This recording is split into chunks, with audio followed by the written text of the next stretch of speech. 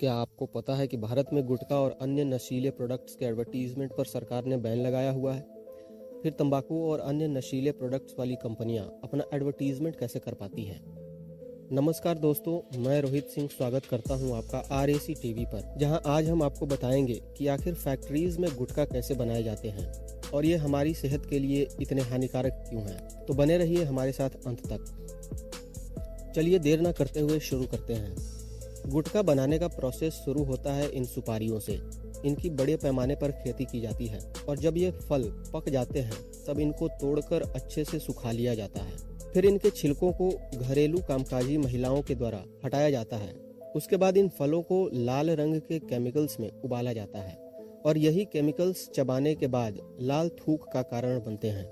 उबालने के बाद इनको अच्छी तरह सुखा लिया जाता है और फिर मशीनों द्वारा इनके छोटे छोटे टुकड़े बनाए जाते हैं और फिर इसमें अलग अलग मसाले और प्रिजर्वर्स डाल के सुखा लिया जाता है। और दूसरी तरफ शुरू होती है कहानी तंबाकू की। तंबाकू इस पौधे से बनाए जाते हैं। इनकी भी बड़े पैमाने पे खेती की जाती है। फसल तैयार होने के बाद सबसे पहले इनके पत्तों को काटकर अच्छी तरह सुखाया जाता है। जब ये पत्ते पूरी तरह सूख जाते हैं तो इन्हें महीन टुकड़ों में काटकर अनिर्मित तंबाकू यानी खैनी के तौर पर भी प्रयोग किया जाता है। खैर, महीन टुकड़ों में काटकर इन्हें फैक्ट्रीज में भेज दिया जाता है जहां इनकी सफाई की जाती है। फिर शीशे के पाउडर, जी हाँ, शीशे को पीसकर उसका पाउडर बनाया जाता है और फिर तंबाकू में मिलाया जाता है।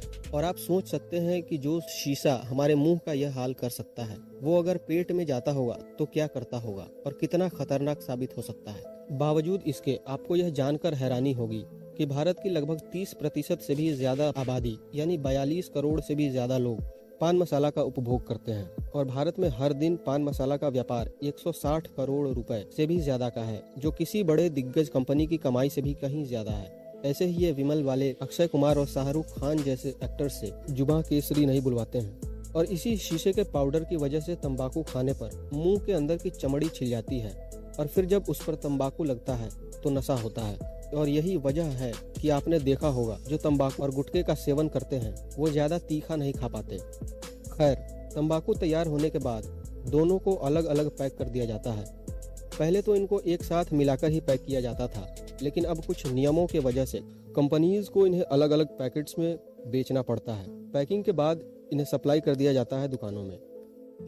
और इंडिया में इन प्रोडक्ट्स के एडवर्टीजमेंट पर बैन है, पर फिर भी आपने अक्षय कुमार, अजय देवगन और शाहरुख खान जैसे बड़े सेलिब्रिटीज को विमल का ऐड करते देखा होगा। तो ये कंपनीज अपनाती है सरोगेट मार्केटिंग स्ट्रेटेजी, जिसमें ब्रांड के किसी अन्य उत्पाद यानी प्रोडक्ट का एडवर्टीजमेंट किया जाता है, लेकिन कंपनी की मेन प्रोडक्ट कुछ और ही होती है।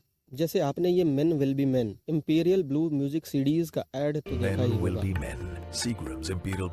इसमें कंपनी म्यूजिक सीडीज का ऐड करती है, बट उसका मेन प्रोडक्ट अल्कोहल है।